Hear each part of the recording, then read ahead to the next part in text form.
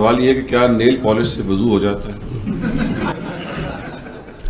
میں نے تو رات بھی کہا تھا کہ اب میرا حال یہ ہو گیا ہے کینیڈا اور امریکہ میں کہ میں انتظار کرتا ہوں کہ یہ آیا کیوں نہیں.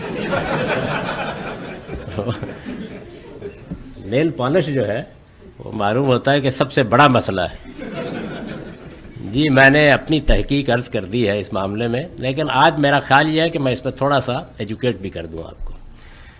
پہلے اس بنیادی بات کو سمجھ لیجئے کہ ایک وہ معاملات ہوتے ہیں جن میں اللہ نے یا اللہ کے پیغمبر نے کسی بات کو بالکل واضح طریقے پر ایک حکم کی صورت میں بیان کر دیا ہوتا ہے. جیسے ابھی میں نے آپ کو قرآن مجید کی سورہ نور سے کچھ آداب بتائے. یہاں صرف ہم نے اللہ اور اللہ کے رسول کی بات کو سمجھنا ہوتا ہے کہ کیا بات کہی ہے. اس میں ہم اپنی طرف سے کچھ نہیں کہہ سکتے، یعنی سمجھنا بھی ہوتا ہے، سمجھانا بھی ہوتا ہے. اس میں کسی انسان کا یہ حق نہیں ہے کہ وہ اپنی طرف سے کوئی لام لگانے کی کوشش کرے. میں اگر آپ مجھ سے پوچھیں گے تو قرآن مجید کی سورہ نور کی آیات آپ کو سمجھا دوں گا.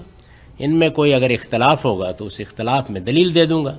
تو یہ ایک تو یہ سمجھ لیجئے کہ اللہ اور رسول جب کوئی بات کہہ دیتے ہیں تو وہاں ہمارے رائے قائم کرنے کا سوال نہیں ہوتا، وہاں بات کو سمجھا جاتا ہے اور سمجھایا جاتا ہے. دوسرا دائرہ وہ ہے کہ جس میں کوئی عالم کوئی رائے قائم کرتا ہے، اس کے لیے نبی صلی اللہ علیہ وسلم نے کچھ ہدایات دی ہیں.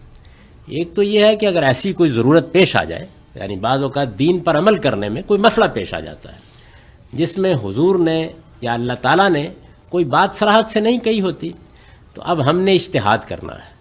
اسی کو اجتہاد کہا جاتا ہے، یعنی ایک عالم نے اب اپنی عقل سے رائے دینی ہے، سوچ سمجھ کر.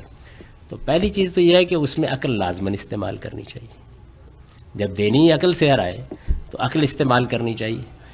دوسری چیز یہ ہے کہ جو دین کے پرنسپل ہوتے ہیں، جو مقصد ہے، اس کو سامنے رکھنا چاہیے. وہ خراب نہیں ہونا کسی شکل میں.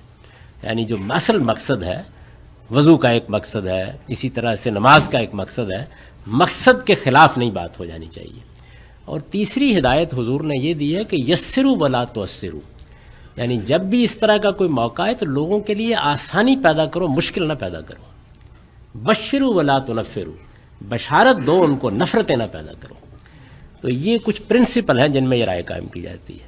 اور نیل پالش کے معاملے میں اگر تو اللہ کے رسول نے کوئی بات کہہ دی ہوتی تو پھر تو نہ میرے کچھ کہنے کی گنجائش تھی نہ کسی اور کی.